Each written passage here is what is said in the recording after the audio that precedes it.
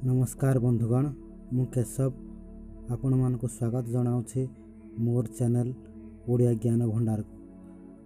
प्रिय बंधुगण, आज आम गोटे नुआ विषय पर आलोचना करवा। आजर विषय कहीं से गुरु कहीं से शिष्य।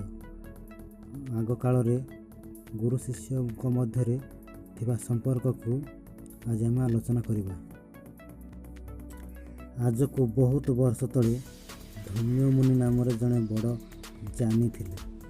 से एक आश्रम करी शिष्य मानक शिक्षा देउथिले।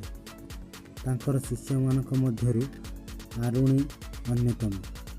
से जेमिति पाठ पढ़ुथिले सेमिति गुरु को कथा मध्य मानुथिले। धम्य मुनिकर केतोटी धान कियारी थिले। कियारी रे भल फसल होइथिला। दिने प्रबल वर्षा हैला। तल कियारी रो हिड़ भांगी गला। सेते बेले को सूर्यास्त।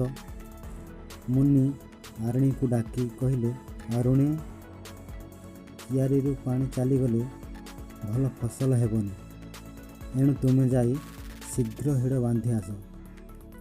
गुरु को कथा मानी आरुणी कोड़ीटे धरी बिल आड़े चलिले।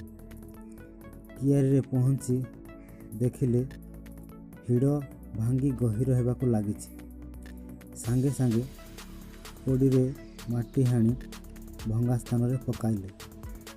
पुणी कोड़ीटे माटी पकाई देखिले आग माटी आउ नाही। बारंबार कोड़ी रे माटी हाणी पकाइले मध्य पानी सुओ को अटकाई पारिले नाही। गुरु को आदेश जेमिति हेले हिड़ बांधिबा को हेबो। गुरु आज्ञा शिरोधार्य। आरुणी मन रे एक उपाय आसिला। कोड़ीटी को हिड़ पर रखी निजे भंगा हिड़ को आउजी पानी सुओरे शोई पड़िले। आश्चर्यर कथा, पानी सुओ एकाथर के बंद। आरुणीर आनंद कहले न सरे। गुरु को कथा रहीगला। देखु देखु संध्या होईगला। संध्या परे परे राति गड़ी चलिला। आरुणी आश्रम को न फेरिबारु सभी व्यस्त होईगले। किए कहला आरुणी पानी सुओरे भासीगला तो किए कहला आरुणी बंध बांधुथिବ।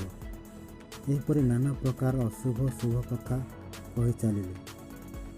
गुरु धम्यଙ୍କ मन अस्थिर होईगला। से केते जन शिष्य को डाकी आरुणी को खोजिया को बाहरिले। चारिआडे अंधार, ठंडा पवन बहुची। हाथरे तांकर लंठनटीए। गुरु आरुणी आरुणी कही जोर रे डाकिले। कौनसी उत्तर न पाई सी आहुरी व्यस्त हो गले। तल कियारी रे पहुँची से देखिले आरुणी पानी सुओ भितर शोइछि। कियारी रु आउ पानी बही जाऊ नहीं। काल विलंब न करी गुरु आरुणी को उठाई आनिले। आरुणीकर चेता नथिला। गोड़ हाथ तांकर बरफ परि ठंडा हो जाइथिला। गुरु गोटिए सुखिला लुगारे तांको भल करी पोछि देले। किछि समय परे आरुणी को चेता फेरी आसिला। जहाँ जहाँ घटीथिला से गुरु को सब कथा कहिला। आरुणीकर कथारे गुरु को आखिरु छल छल होई लुह बहीगला। से स्नेह भरा कंठरे कहले, बाबा आरुणी, ई दुनिया रे तुम परि शिष्य देखा पाए ना। तुम परि शिष्य पाई मु धन्य। तुमर आज्ञा पालन करने देखी मु अत्यंत संतुष्ट। तुम बड़ हेले पर पाई यही सब कष्टकर काम कर। आरुणी मुनि पाद छुई शपथ नेले।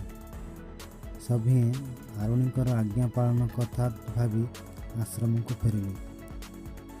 आरुणी शिष्य थिला बेले गुरु को मानुथिले।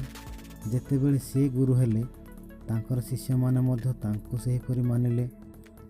से कालर गुरु शिष्यंक मध्य थिबा संपर्क कथा भाविले वास्तविक आश्चर्य तथा दुख लगे।